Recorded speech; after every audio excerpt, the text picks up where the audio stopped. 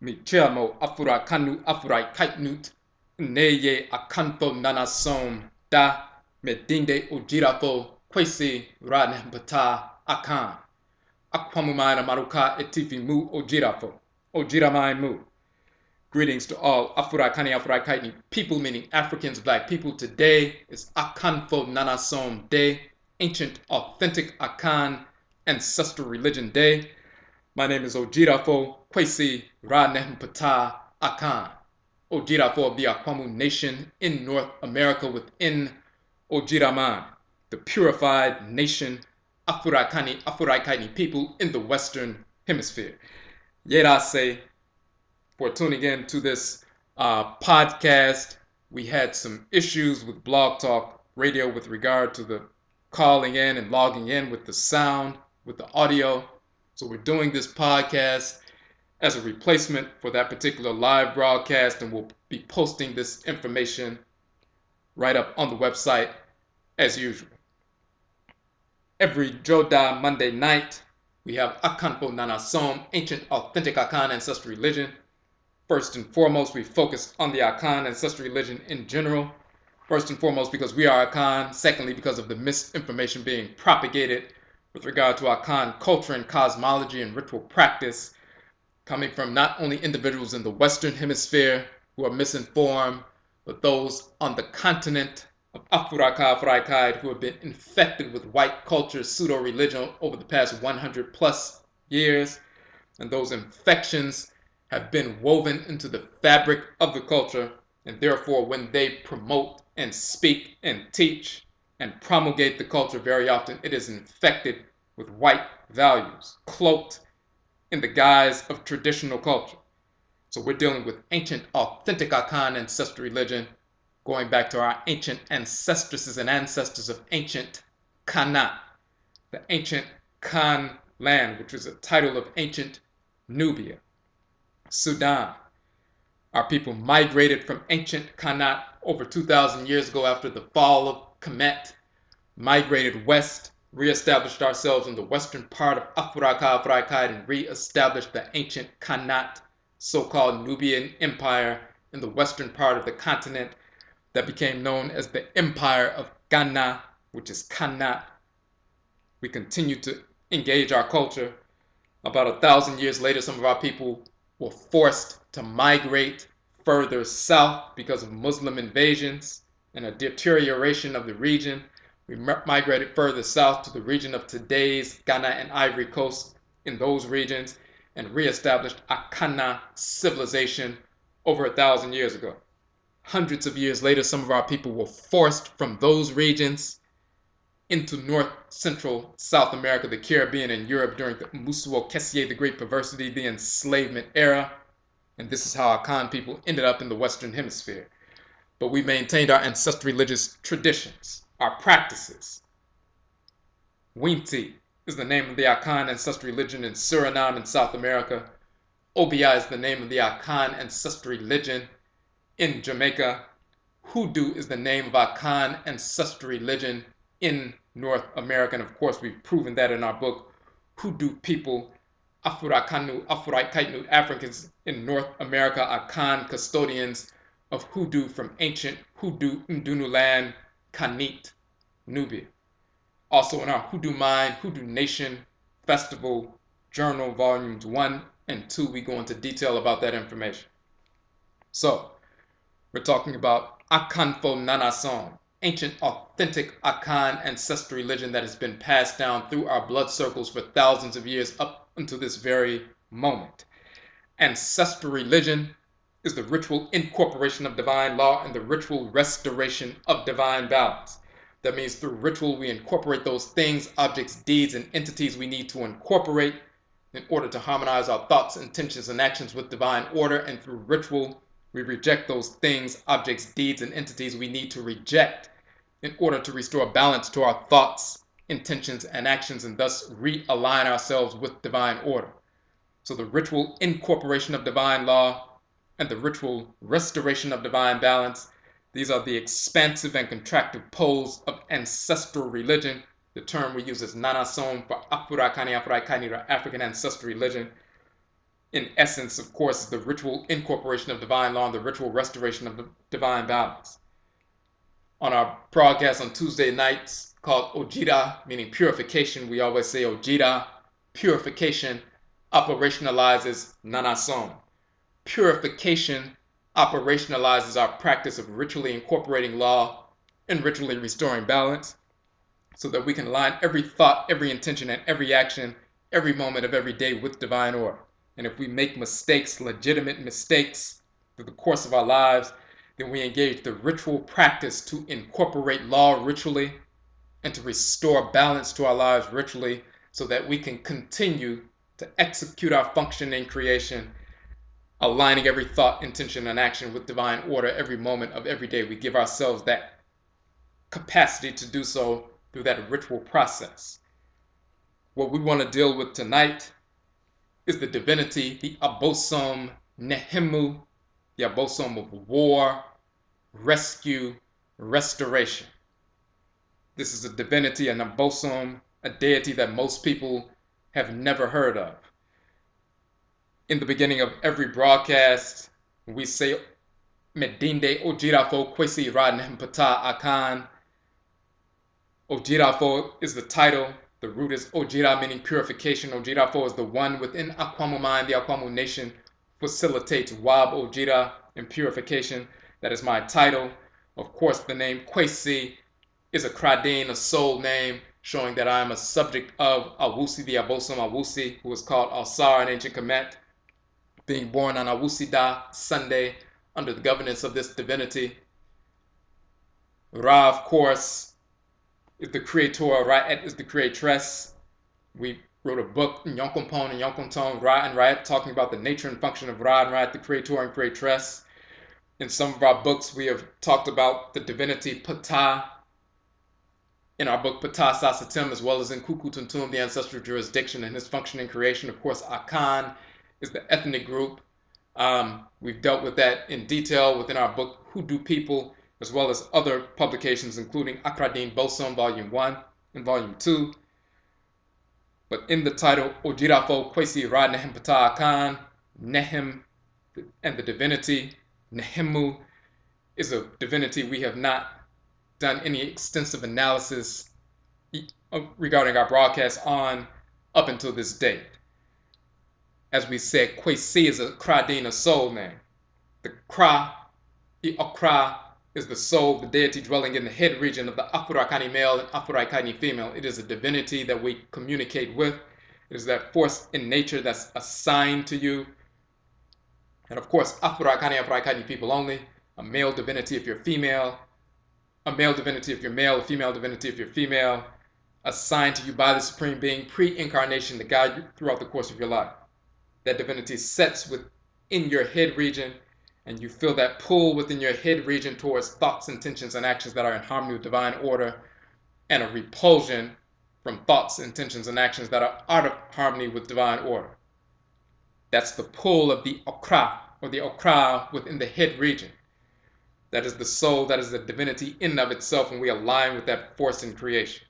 My soul's name, or my Kradin, is Kwesi, but the name Ra, Nehem, is the name connected to my Sum, my spirit. Ra is the creator. Nehem modifies the energy of Ra, unique to the construction of my spirit. So as we go through this process, we can showcase and talk about the nature of the construction of an ancestral name and how our ancestral names are given. And in that process, we want to talk about the nature of this divinity and his role in creation and his role with regard to our functioning in Odwiraman, the Purified Nation of Afuraitkaitnut people in the Western Hemisphere with regard to war, rescue, and restoration. Nehemu is an ancient divinity. Of course, he's a force in creation. If you look at the texts of ancient Kemet, you look at the Meru texts or the so-called pyramid texts, these are the oldest religious compositions yet unearthed in the world. So when you go back to the pyramid texts, you will find Nehemu in the pyramid texts. And actually you will find him all the way from the earliest dynasties all the way to the late period in ancient Kemet and into Akan culture as well. If you look in the text of Pepi, the Per'a, or so-called pharaoh, the Ainsu, the sovereign, the king, Pepi, you look in the pyramid text or Meru text of Pepi, he mentions Nehemu. He is identifying himself and his functioning with various divinities as he makes his transition, and he's declaring that he's aligned with each divinity, showing that he lived in harmony and is continuing to function in harmony with these forces in nature. He calls out these divinities as he's making these declarations. And when he invokes them and they search his spirit and shows that his spirit is pure and in alignment with them, he can make that declaration when he invokes their name. The text says Pepi is Seta, Pepi is Susu, one of the divinities. Pepi is Sunt, which is a healing divinity who circles about heaven. This Pepi is Arek, the spirit of the kings of the north. This Pepi is Amenu, the Amen of this earth, a form of Amen connected to earth. Pepi is the unifier of the two lands. Pepi is the revolver, the deity who revolves. Pepi is Heset. Pepi is the terrible or powerful one. Pepi is the divinity Bat of the two faces. Pepi is Nehemu. He delivers himself from every evil thing. The term Nehemu, the general term Nehemu, means to deliver, to save, to rescue, and so forth. Why does it mean that? And what is the function of this divinity who saves and delivers and protects and so forth? We look in the root of the name. The root of the name Nehemu is Hem, which is also reduplicated as Hem. What does that term mean, and how do we define that, and how is that related to the nature of functioning of the divinity? And then we're going to talk about how it relates directly to the restoration of our people. Here in Odwiraman, the Purified Nation, Afuraitkaitnut people in the Western Hemisphere and our people around the world. If you look in the Medutu, for example, the hieroglyphic dictionary, looking at the definition of the term Hem, reduplicated as Hem, what do we find? Hem means fire, heat, or hot. It also means to roar, to bellow. A cry, a roar, a bellow, a battle cry. One of the crowns of ancient Kemet is the Hem crown. It is the war crown, the battle cry crown. So when they talk about crying like a lament, crying out, but also a battle cry. That battle cry that's a roar, just like a lion roars before going to battle, or a lioness roars before going to battle or to hunt. That is a war cry, a battle cry. So we have the Hem, the roar, to bellow, to cry out. But also there's a crown, the triple Het crown, which is the Hem crown, or the Hemat crown, the war crown, the war cry, battle crown. To give further definition, Hem Herit is the roar of the Herit. The Hem or Hema, the roar of the Herit. Herit is the title of that which is above, which is the sky. The roar of the sky is the thunder. Hemut means peals of thunder. Hema Ta is the roaring Hema of the Ta of the land or the earth, which means earthquakes. And then, of course, as we said, we have the Hem crown. So it's talking about roaring, to bellow, to roar, to cry out, war cry, battle cry, and so forth. That's the root of the term. Then we can look at the descriptive titles of the term, further expressed, further nuanced versions of the term. Nehem meaning to cry out. It can mean to cry out as in a lament, like after a funeral and so forth, but it also means a battle cry. Nehem, to carry off, to seize, to rescue. deliverance, when you to snatch, to take, to save. We go a little bit further in these definitions, and then we're going to show a further connection. So to save, to rescue, to deliver, and so forth. And then Nehem, just like him or hema. Nehem means to roar like an angry beast, or like thunder, or like a raging flood of water or a storm. Nehem, hema, roarer. Nehem, double, to roar, to rage. Now, how do we know that him or hema means to roar or to rage like a flood of water and so forth, or thunder and so forth? How do we know him or hema means that? How do we know that the nuanced version nehem or nehema means that? How do we know if they got that right with regard to Egyptologists trying to decipher the language? How do we know that hema means heat, fire, war, and so forth, to bellow, to attack, the war cry, battle crown, the hema crown, fire, heat, roaring, attacking? How do we know it means that? Why doesn't do mean to roar or to bellow? Maybe those symbols really represent the sounds do. Maybe they don't represent him or hema. How can we prove this? We don't rely on the white snarl string. We do our own investigation. If him or hema means to roar, to bellow, to attack, to fight, and so forth, quarrel, and so forth, then it must exist in our ancestral languages with the exact same definition. So we can go to our ancestral language to see if it exists. It has to be in there if it really means that. If that's the proper translation, it has to be in our ancestral language. So if we look in the Asante Fanti dictionary, the Tree dictionary, the Akan dictionary, and you can find this online, archive.org, and different places. What do we have? What term do we have? We said him means to roar.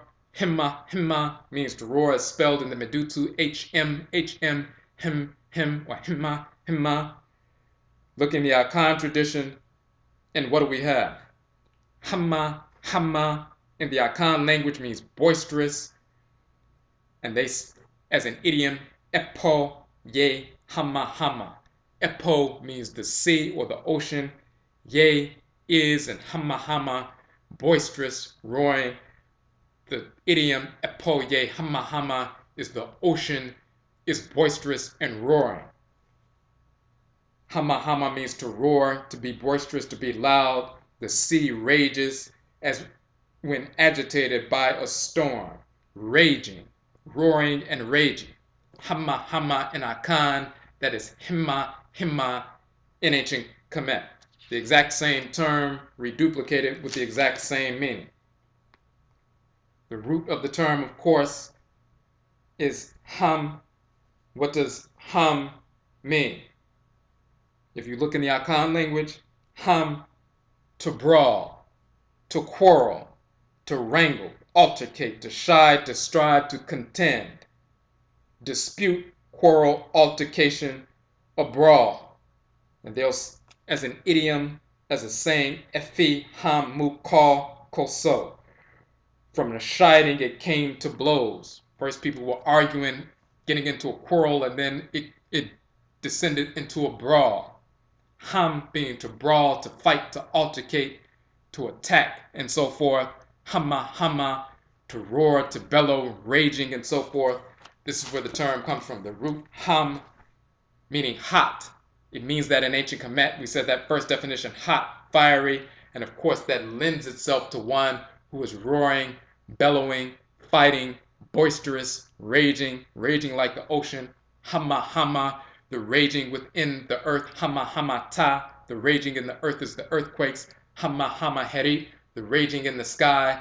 The roaring in the sky is the thunder, and so forth. And Nehem, reduplicated, is the same thing. So you have a divinity who is raging, roaring, full of fire, has the war crown, the hem crown. You'll see that triple H crown on the head of Heru-Bedeti. When he's waging war against the followers of Set, he takes the form of a lion, and he's wearing the hem crown. And you see other warrior divinities wearing that hem crown, or that battle cry crown, waging war. Now when you look at the term Nehemu, and you see the way it's spelled in the Medutu, you'll see first the wavy line for the water line, the N sound, the N sound. Then you have the symbol for the hem sounds. That is a vessel or a well of water. It's a vessel. It looks like a well or a container filled up with water. And then above that, that's the hem portion. And above that is the wavy line, which is the water line, but also the electromagnetic energy wave line. So that's the N sound. And then you have the hem sound. When you put those together, of course, it's Nhem or Nehem, but then it has a further meaning, a further detailed meaning. The determinative symbol for that particular sound and word is the man with the stick, and that stick he's using to break, to destroy, to repulse. It is the same determinative symbol that we show in our book, Maranechi, Divine Law, Love, and Divine Hate, for the term hate. Hate, or Ket in ancient Kemet, to break, to destroy. And we show the etymology of the term hate coming from Ket in Proto-Indo-European, so-called the Proto-Indo-European language phylum. The term Ket, meaning to destroy, destruction, to break or destroy, that comes from Ket and Kite and Keet, different pronunciations in ancient Kemet, but Ket, meaning to break, to destroy, destruction. And the symbol used, the determinative symbol, is the man standing with the stick in the act of breaking, destroying, repulsing, waging war, attacking. That same symbol with the man with the stick, and sometimes just the arm, the forearm with the weapon, the truncated version of that, still dealing with that force, that power of structured and righteous violence and attacking. That is the determinative symbol for Nehemu, the divinity, as well as Nehem, the term, meaning to snatch away, to take, to deliver, to rescue. So it's a warrior divinity, waging war, attacking. Hem, hot, fiery. Hem, to roar, to bellow, to provoke the energy of fire, to utilize that fire to wage war against the enemy. And when you wage war against the enemy, you attack the enemy, you destroy the enemy, and then you use that force and power that you have after you've attacked and destroyed the enemy to Nehem, to rescue, to deliver, to save. There's a cosmological foundation that's directly related to our people in this symbolism. Look at the wave line for the N and the well of water for the Hem. And then we look at what took place with our people here in North America. When we waged war against the whites and their offspring, after we were enslaved, we plotted, we planned, and then we executed that function to wage war, and we attacked. We armed ourselves and began to kill, to massacre the whites and their offspring, invoking the divinity Nehemu and other warrior divinities like Benna and Abena and Yao and Ya and Abba and the various Abosom. We attacked the whites and their offspring, massacred the whites and their offspring, burned down plantations and so forth, freed ourselves from the plantations, and went up into the hills, mountains, swamp areas to establish a space, a safe space, an independent, sovereign space where we would develop ourselves, build ourselves, establish our own independent, sovereign nations. One of those independent spaces is Dismal Swamp in Virginia, where over 2,000 people had escaped into that area from enslavement, established an independent nation. lived there intergenerationally. While slavery was going on outside of the Dismal Swamp, as they call it, so-called Dismal Swamp, we had established a nation. We were growing food, we were defending ourselves, raising families intergenerationally. The whites and their offspring sent armies, militias into the Dismal Swamp to attack the sovereign space and drag our people back into enslavement. But when they sent the militias, they were met with a formidable Afuraitkaitnut army. And we waged war and defeated the whites and their offspring, and they were not able to drag our people from the Dismal Swamp back into enslavement. It got to the point where they began to enter into peace treaties with those of our people who were living in the Dismal Swamp and began to trade with them because they couldn't drag them back into enslavement. So right in the midst of the most horrific time period, some of our people established independent sovereign nations. Dismal Swamp is a great example of that, but there were many others. Now, look at the symbolism of Nehemu, the wavy water line, the electromagnetic wave over the well of water. Him. This is directly related to what happened when we got to the sacred sovereign space. As soon as we got to the sovereign space, established ourselves after having killed the slave masters, his staff, so-called slave masters, his staff and family and so forth, burned the plantation down and freed a bunch of our people, and we went into this sovereign space, set up, perimeters with regard to military to protect ourselves.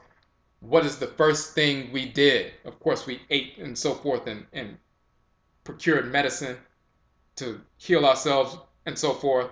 But the first thing we would do is establish in the sovereign space a shrine space, thanking the Abosom, thanking the NHOMA, the deities and spiritually cultivated ancestresses and ancestors for their guidance to liberate us, guide us to the best means by which to massacre the whites and their offspring and liberate us. Also to receive guidance on what the whites and their offspring were plotting, planning, and the best means by which we will be able to thwart whatever they will plot and plan. We had a set of eyes that the whites and their offspring did not have. We were able to see what they were planning before they were able to put those plans into motion. Before those plans came into fruition, that's how we were able to defend ourselves. So we established those shrines, heal ourselves, learn about the medicine in the area. We were on a totally different continent. We didn't know about the plant life in this area, the mineral life in this area, the animal life in this area was new. Some of the animals were animals we had never seen before. We didn't know if certain plants were poisonous or not, or if they had healing properties we were unaware of, certain mineral life we were unaware of, and so forth. So the first thing we do is establish that shrine, of course, for thanks, for forewarning, to learn about what's happening, but also to learn the region. The Abosom possess at the shrines through spirit possession, through divination, show us what plants are in harmony with order with regard to consumption, what plants are used for healing, for medicine and so forth, what plants are used for poison, for chemical and biological warfare to wage against the whites and their offspring and so forth. We will learn these various things from plant life, mineral life, the Abosom that animate plant life and mineral life. We will learn these things from the Earth Mother at the shrines that we established. These were learning institutions. The ancestral shrine, as we always say, is the central institution of learning within Afuraitkaitnut Ancestral Religion. The deity shrines, of course, shrines of learning as well. Learning the environment, being possessed by the deities who take up residence in this region of the Earth Mother and learn directly from them the nature of the plant life, the nature of the animal life, the nature of the mineral life, and so forth. This is how we gain this knowledge. We incorporated this knowledge. If we didn't know how to prepare a plant or pick a plant, the ancestral spirit of the Abosom will possess a priest or priestess and show us through possession how to pick that plant, how to prepare that medicine, so forth. We would take a note of that. We would imitate that, remember that, and pass that information on. And of course, periodically they were possessed to refresh that information on a regular basis. This is how we learned the terrain in this new region of the Earth Mother that we were now dwelling on, that we had not dwelled on previous to this point. So that's part of the restoration process. But here's the key. Those people governed by the Abosom Nehemu, they didn't just free themselves from enslavement and escape into a sovereign territory. Part of that function of Nehemu, war cry, war battle, to fight, to quarrel, and so forth, that's part of his function as a warrior divinity. But then his name meaning to deliver, to rescue, to save. We didn't just free ourselves, we weren't free until all of our people were free. So yes, we established a shrine space within that sovereign nation space. Those who are children of Nehemu would then go back to other plantations, wage war against the whites in their offspring, rescue Nehem, save, capture Nehem, and deliver Nehem, those newly freed Afurakanu, Afuraitkaitnut, back to the sovereign space. Just like Nana Abena Araminta, so-called Harriet Tubman, she didn't just free herself and a few family members. She kept returning back to the so-called slave states to free hundreds more of our people. They would say she risked her life by placing herself in that hostile environment, going by herself in the dark of night through various states just to get back to those plantations to free more people. We do put our quote-unquote lives at risk on the surface, but when you follow your Okraa, when you follow the Abosom, when you follow the Nananom Nsamampo, you're not at risk. You're in harmony with order. So you're not concerned about quote-unquote risk, because there is no risk as long as you operate according to your divine function. Operate according to the guidance that you're receiving from the Abosom that governs you, directing you in your head region. The same with Okumfo Kwabena, so-called Denmark VC. He didn't just free himself.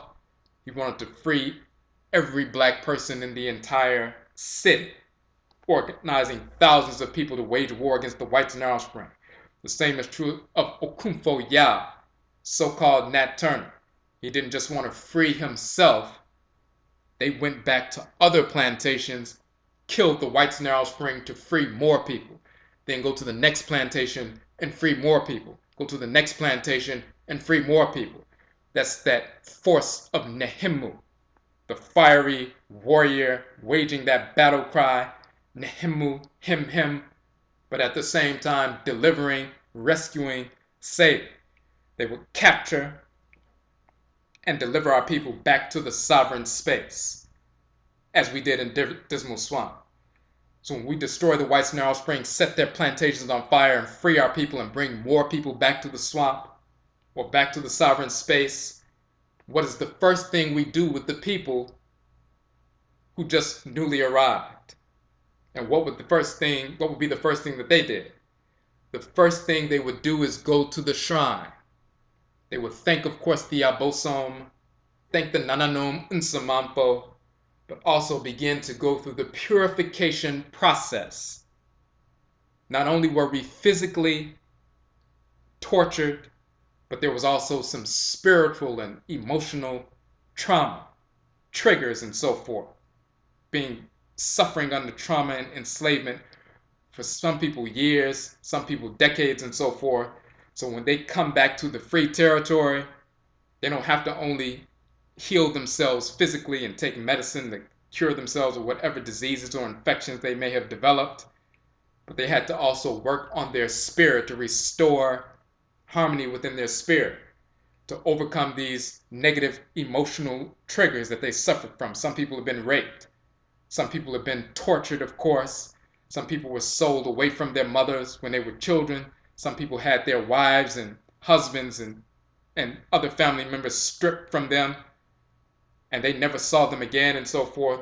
They were suffering spiritually, emotionally, and so forth. So you go to the shrine to thank the Nsamampo and Abosom for freeing you, to learn about plant life and animal life and mineral life and how to heal and what plants are used for consumption and so forth, and how to prepare the foods in this new area with this new plant life and so forth, and mineral life and animal life. But you also learn not only the physical medicines, but go to the Abosom to begin to heal your spirit, to restore your spirit to balance. So when you look at the Nehemu, the is the wavy water line, but also the electromagnetic wave line. But then that vessel, that hem vessel, which is a well of water, this is exactly what we had in the sovereign space at the shrine space. We have this vessel of water. That's the hem section of the hieroglyph, or the medut, the vessel of water. But then the wavy line, the electromagnetic wave line above that container of water is dealing with the energy of Nun and Nonet, and that wave energy, once activated, begins to purify that vessel of water which is up under the wavy line. So through ritual invocation, that Nehemu, that wave energy, the and the water container, the vessel, the well of water, Hem, we use water to purify ourselves, but first we invoke the divinities. That wave energy begins to purify or cause the water to wave. Once we invoke the Abosom, the water begins to wave. And as the water is beginning to wave, that is connected to the Hemu. That wave energy, that is connected to the water in the cistern or the well. That's Hem or Nehem. The wave energy causes the water to begin to wave, and that waving water begins to rumble. That rumbling later leads to boiling. This is why Nehem means to roar, to rumble like thunder, rumble like earthquakes and so forth.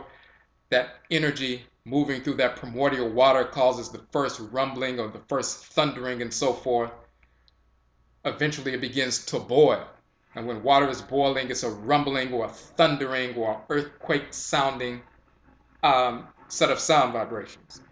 The heat is being generated. The fire is being generated. It's being carried throughout the water. Once it's being heated up, it's also a purificatory fire. You're getting fired up, but you're also burning away impurities. When we invoke the Abosom, bring that firepower into the water to purify the water. Now that the water is purified and fired up, then we utilize that purified water to cleanse our Okraa, to cleanse our heads, to cleanse our bodies. We've invoked the Abosom that govern us to take up residence in this shrine, this Nehemu or Nehemu shrine, to purify ourselves. So Nehemu not only leads people to wage war, Hema to roar, fight, quarrel, attack, shown with the man with the stick, waging war, repulsing, attacking. But once he wages war and attacks, Nehemu, he also delivers, he rescues, he saves. We don't leave people on the battlefield. We don't just save ourselves and go to a sovereign space and say everybody else is on their own. Nehemu leads you to the sovereign space. They established the shrine of Nehemu, the Hem, the wavy energy, purifying the water. We purify ourselves, realign our spirits with our Okraa, our souls and so forth. But then Nehemu directs those who have that focus and vision and who have purified themselves to go back to the enemy territory and rescue, save, and deliver those who are left behind. We don't leave people on the field, on the battlefield. So we will go back, just like Nana Abena Aramita, just like Okufo Kwabena, just like Okumfo Yao. We go back to those plantations and free more of our people and bring them back to the sovereign space.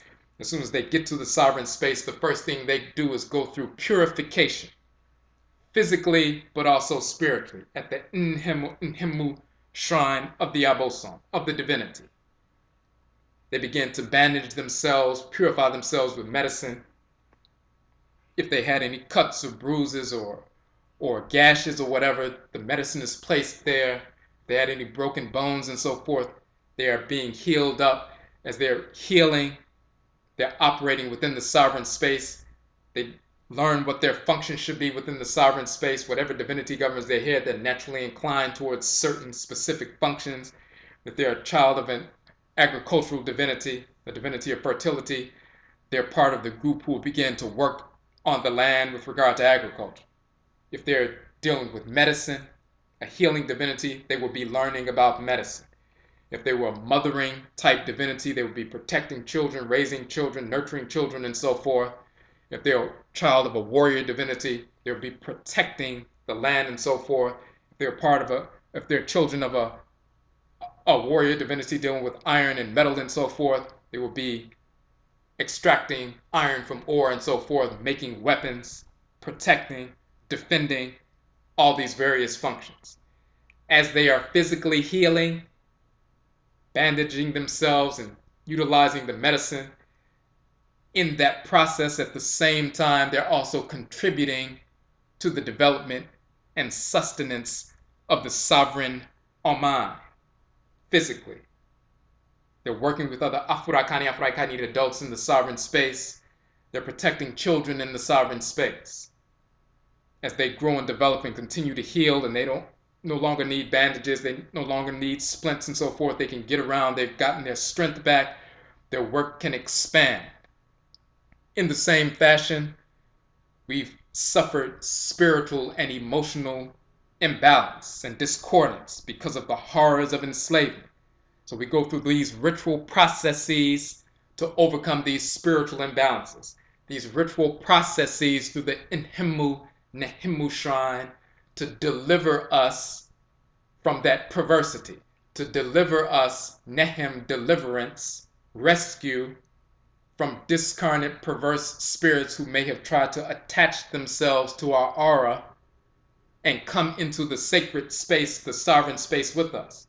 Because if those perverse, discarnate spirits of deceased relatives and non-relatives, or even maybe of the relatives of whites and their offspring, the so-called slave master, if those spirits attach themselves to you, and you come into the sovereign space after escaping from enslavement, yes, you're in the sovereign space. You're with Afurakanu people now.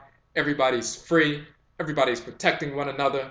But if you have these discarnate, perverse spirits connected to you, then you will bring perversity into the sovereign space. Those spirits are pushing you towards molestation, or pushing you towards rape, or pushing you towards criminality or murder and so forth. And you're feeling these negative impulses and desires and so forth. The first thing that we do when we come to the sovereign space is not only heal ourselves and rest and get water and liquids and medicine and food to strengthen ourselves and heal ourselves physically, but the first thing we also do is go to that shrine and begin to purify ourselves with that Nehemu shrine, to purify our spirits, to repel, to reject, to repulse negative spirits that we would have brought with us. And then some of our people, those conditionings that were forged by a relationship, a perverse relationship with those negative spirits that begin to control our minds. Negative habits that were forged through a perverse relationship, through interaction with these negative spirits, and we're engaged in self-destructive behavior, fearful behavior, erratic behavior, and so forth. We have to begin to purge those various things. Some people are strong in certain areas, and they look very strong in certain areas, but then in other areas, there's a weakness. Physiologically, someone has musculature and they look very strong, but then there's a tumor somewhere in the body. They may have a tumor in the womb or some other part of the body and so forth, and it's not readily apparent that there's disorder within the body. But when you search that out through ritual practice, through ritual medicine and so forth, what's apparent on the outside is understood, but what's not so apparent that's going on the inside is detected and dealt with, so that the person can be fully functional. The same is true spiritually. Some people may seem to be strong and have leadership qualities, and they were able to lead people in the process of freeing themselves from enslavement, and they had that kind of resilience and they made it to the sovereign territory. and they have some leadership qualities within the sovereign territory, and they're doing things that are very beneficial for the nation and so forth, the Oman, the new nation. But then there are certain triggers that they have not addressed. There are certain behavior patterns that they have not addressed. Sometimes because of a discarnate spirit attached to them, sometimes because of the conditionings that they've woven into their psyche, into their spirit, into their adwini, their mind, because of the relationship with those discarnate spirits, as well as the past relationship, perverse relationship with the so-called slave master, as well as the trauma and the suffering of having been snatched away from family members, children lost, never to be seen again, deceased ancestral spirits who are upset because they were taken away in an untimely death, and they're depressed, and those spirits are around the person as well, so the person can fall into depression or flip into what would be called today bipolar manifestations of behavior and so forth, because there's an imbalance or a series of imbalances that have not been addressed. We recognize that in the culture. We recognize that when we escaped and set up independent sovereign nations. So this is why the first thing we would do is take the people to the shrine first. And they, of course, wanted to go to the shrine first because they wanted to not only thank the Abosom and Nsamanfo, but they also wanted to begin to heal themselves and purify themselves because they understood what they were going through. They understood what they were going through physically with regard to suffering and needed medicine and being catered to, but they also understood that there are deep-seated fears, anger, anxiety, all kinds of things woven up into those experiences, those negative experiences that they had on the plantation up until that point. Even beatings and so forth, just hearing loud sounds is a trigger for certain people. Hearing screams or hearing animals that sound like a child crying. They heard a lamb making a sound and it sounds like a baby crying, the same baby that was taken away from them that they never saw again. That leads to depression, that leads to self-destructive behavior, that leads to melancholy and so forth. So they had to begin to address those issues.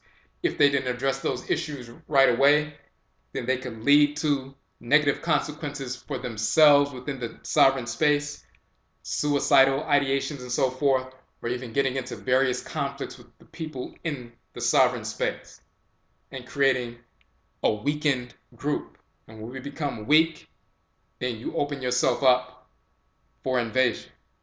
When you weaken your immunity, then you open yourself up when you go outside for microbes that normally bounce off of you with ease because your immune system is repelling them with ease. When you weaken your immunity or compromise your immunity, now these microbes that are normally repelled by you easily now have an opening to get in and cause you to become ill. So when you become weak because you're full of stress and anxiety and depression because of intergenerational or transcarnational suffering or intercarnational pain and suffering, then you compromise your spiritual immunity. So the first thing we do, of course, as we said, is we will go to that shrine. That wave energy, that purificatory energy, Hem or Hemu, the cistern or the well of water. And when those are combined, the purificatory wave energy begins to fire up and purify that water, and then we begin to purify ourselves with that purified water, wash ourselves, wash our Okraa, and engage that process on a regular basis. Establish religious, ritual, institutional practices in the new sovereign space.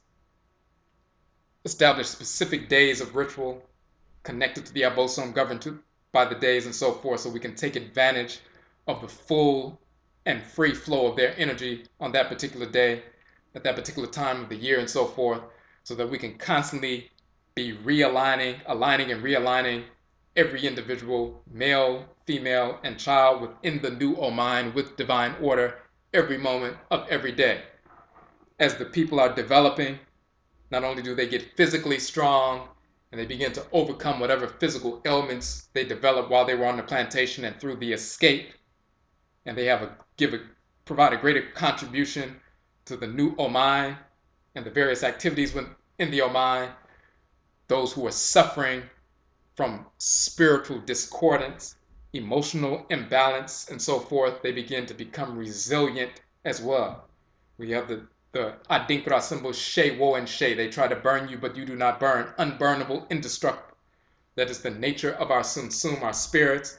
And when we align our Sunsum with our Okra, Okrawa, align the spirit with the soul, that's the foundation of our resilience. Because when we engage that process of aligning the Sunsum, the spirit, with the divinity that dwells in the head region, then we can make thoughts, intentions, and actions that are in harmony with divine order every moment of every day. And any negative, perverse, discordant thoughts, intentions, or potential actions can be repelled. And therefore we can align that divine living energy within us with the Kra, with the consciousness, and we can utilize that energy to our best benefit. So people start to get back in harmony with order. They purify themselves, purify their spirits, realign their spirits with divine order, and now they can make a full contribution, not just physically with regard to activities like agriculture and building and tending to children and so forth, but they can make a full contribution spiritually as well to the new Oman, to the new sovereign nation. And those people, when they become grounded, then they are eligible and they are qualified to join that militia, that army, to go back to the other plantations and free more people. This is a work in progress. So when you deal with Nehemu, when you deal with the force in nature, the warrior divinity that wages war to attack, to fight, waging war against the enemy, to free our people, bring them back to the sovereign space. But then Nehemu, meaning to deliver, to rescue, to save, going back on the field and making sure every Afuraitkaitnut person who was on the field is delivered. We don't leave anybody on the field, and we bring them back to the sovereign territory. And as they are developing, as they are purifying themselves, they have utility. We don't just wait until they're 100% purified and then they begin to work within the Oman. They begin to work within the Oman immediately. Because as soon as you come to the Oman, your first step inside the new Oman, into the sovereign territory, you stepped into a sacred space. You stepped into a safe zone. You begin the healing process immediately. And as you begin to work and purify yourself and participate in activities, participating in activities within the Oman is part of the healing process. So you don't just sit down and lay down on a bed or a space for weeks at a time until you quote unquote become healed and then you're qualified to come and participate and contribute to the Oman. You begin to contribute immediately because part of that healing process is working within the energy that you've been given.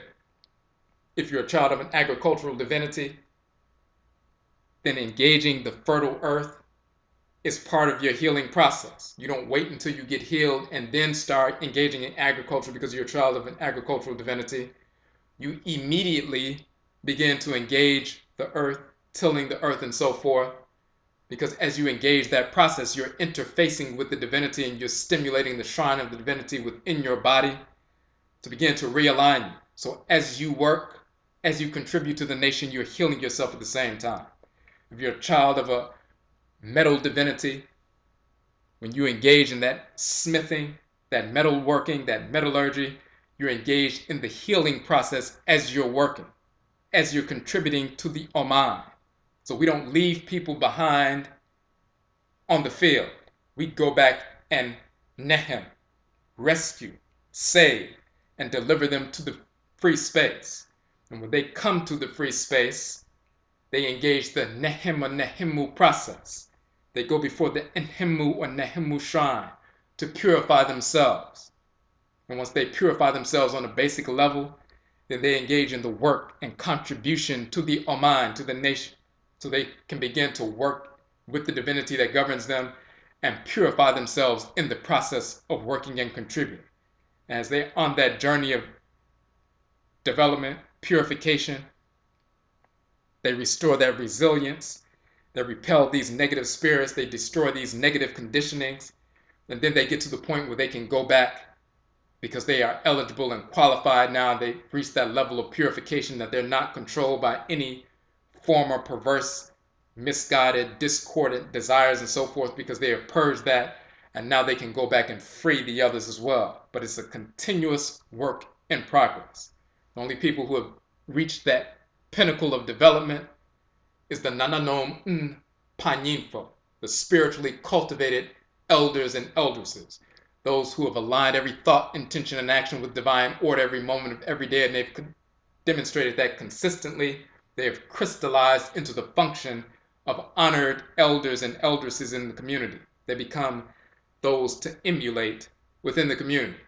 They're demonstrating every moment of every day that they've achieved that level of development. Until we reach that level of development, which is a smaller percentage of the population, we're constantly working and striving to get to that point, to crystallize into that function, which is our quote-unquote destiny, which is our natural, evolutionary, spiritually speaking process. We're designed to crystallize into that divine function, that harmonious function, that orderly function. And as we work with the Abosom that govern us, that work in and of itself is part of the process of purification. This is not Buddhism or Hinduism where you go off and escape and try to escape the cycle of reincarnation and meld into the abyss. We engage the energy that we have been given. And as we engage the energy of the Abosom that has been assigned to us, every time we engage the Abosom, it is a purificatory process as we are engaging them. It is like water in a stream. As it's going along the rocks in the stream, as it's moving along, it's purifying itself every inch of the way. This is what we engage in. This is our approach to development. So our people are here, not just during enslavement, but today, when we escape from the plantation of fake religion, escape from Christianity, escape from Islam, escape from Judaism, Hebrewism, Moorishism, Rastafarianism, Buddhism, Hinduism, pseudo-New Age spiritualism, pseudo-metaphysics, pseudo-esotericism, Sufism, Kabbalism, Gnosticism, all of this idiocy, extraterrestrialism, all this nonsense, drug addict spirituality, so-called, all this foolishness. When we eradicate that nonsense from our spirits consciously, and we begin to escape the plantation of white culture, and we get back to the sovereign space of ancestral religion, the first thing we do, of course, is establish that shrine. We begin to purify ourselves on a fundamental level. But once we purify ourselves on a fundamental level, we change our behavior, change our practices, change our diets and so forth, change our interactions with our families and so forth, and have a more harmonious interaction and so forth. But then we engage the work of the Oman, the nation. But we also have to work on those internal conditionings that may not have been totally rooted out through the initial purificatory process. How do we root out those deeply embedded conditionings? We engage the work of the Oman. We're given tasks within the Oman to execute based on the Abosom that govern us. And when we take on those tasks of the Abosom that govern our actual head, and we begin to engage the Abosom as we take on these tasks, we begin to purify ourselves and continuously, fully align ourselves with the Abosom that govern us. And we're purifying ourselves every step of the way.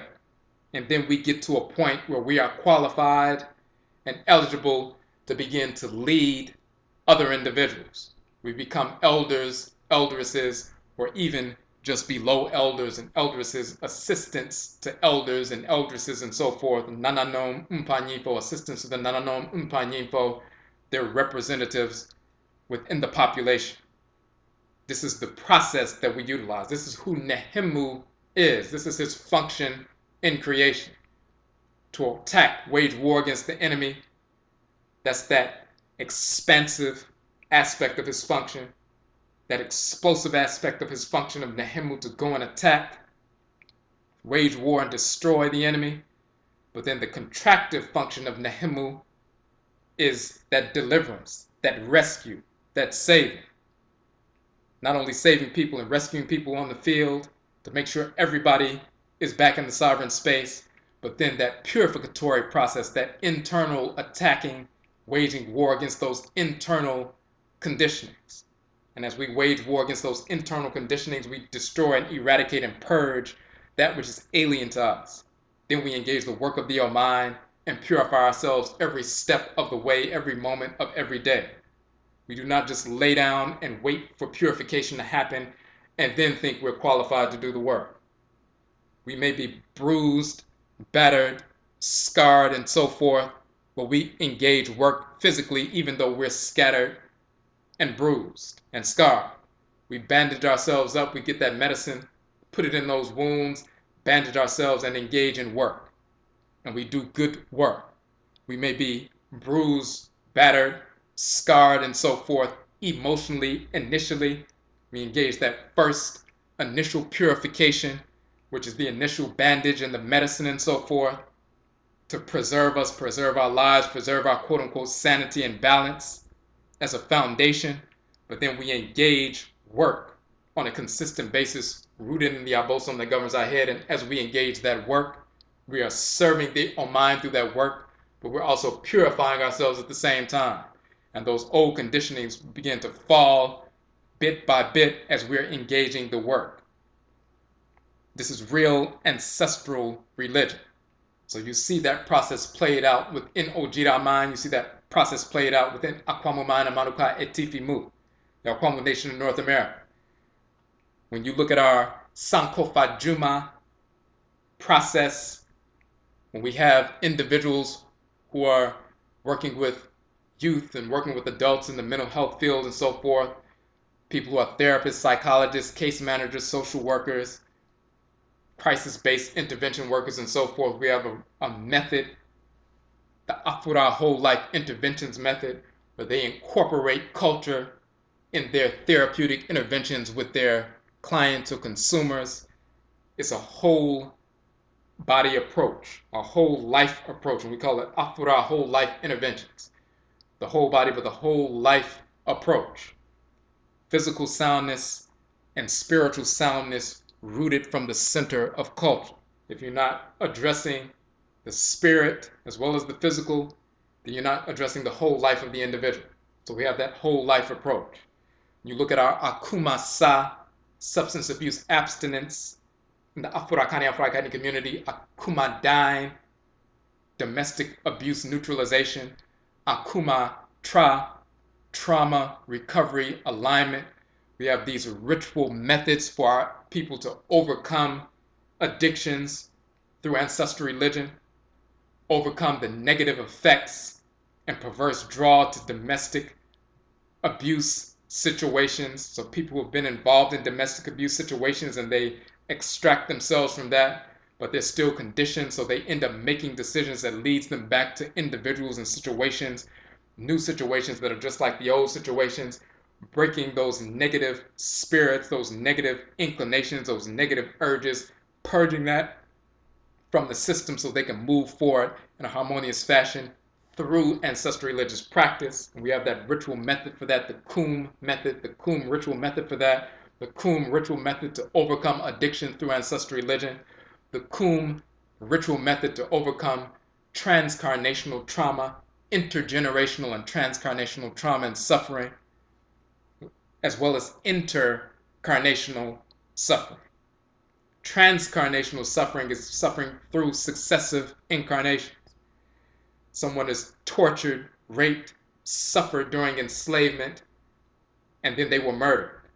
And the spirit separates from the body, and that wound is never healed, and they're traumatized, and they're the kind of spirit that's earthbound for a long time, depressed and so forth. At some point, they reincarnate, and they're still troubled. They were never healed. They have that open wound within their spirit body. And just like if you have an open wound on your arm, if it's not covered up and the scab doesn't develop, or the scab keeps getting ripped off, then you open yourself up for infection. The microbes that would normally bounce right off of you, if it was covered up or if the scab would form, because it's open to infection, you draw parasites to you. And then they take root within you and they cause further infection and sometimes a further development of the disease. that happens spiritually. When people reincarnate and those wounds were never healed, then they draw negative spiritual entities as well as negative people to them because the wound is open. The parasites are drawn to a weaker individual. They can tell when someone's a stronger individual, they're repelled by them. They can't even get close to the stronger individual. Their energy is repulsive, just like two magnets repelling one another on the table. The person with the more vibrant aura, the strong spirit, the grounded spirit, the heavy spirit, the sun sun yeduru, the spirit is heavy or strong or weighty. They repel these weak, perverse, viral type individuals and spiritual entities. But when they see somebody who's wounded, someone who's weaker, whose spirit is very light, doesn't have that repulsive power, then they latch on to them and they try to feed upon them. And the person draws those kinds of individuals to them and they find themselves in domestic violence situations and other negative situations, family situations and so forth. This is what's going on. That's transcarnational trauma. When you engage the Okra and the Nananom and Samanfo, you can overcome that transcarnational trauma and put an end to these cycles of negativity. Intergenerational cycles of negativity, transcarnational cycles of negativity. We have ritual methods for that. And the same basic ritual method for domestic abuse neutralization, the same basic ritual method connecting through the krawa, but domestic, not only domestic abuse, but overcoming addictions. This is what we engage in AKWAMUMAN, the Akwamu Nation in North America. Many people have utilized these ritual methods to overcome their addictions and other negative behavioral manifestations so they can begin to live fulfilling lives and not be drugged down and held down by previous conditioning. Once they engage that process and begin to purify themselves, they don't have to wait until they become an elder before they begin to teach and show other people what they are doing and they're in the process of doing. They begin to engage that kind of work, and as they're moving and developing, they're purifying themselves and ridding themselves of negative conditionings every moment of every day. So this is a work in progress. This is what we do. This is the nature of Nehemu, destroying the enemy, rescuing our people, destroying the enemy, delivering our people, creating a safe space, a sovereign space for our people to purify themselves, to heal themselves, to develop themselves, and crystallize into that divine function of an elder or elderess, and so they can begin to assist other people as well in the same process. So this is the information we wanted to share with regard to the nature of the deity Nehemu. We will be publishing a book that includes all of this information with a great deal of detail, more with regard to the nature of this divinity. We want to show who this deity is, his function in creation, as it relates not only to our people in general, but specifically to our people right here in North America. So, again, Yedase, we thank you for tuning into this broadcast and this specific special podcast. And Yebeshiabio, we will meet again. Ata.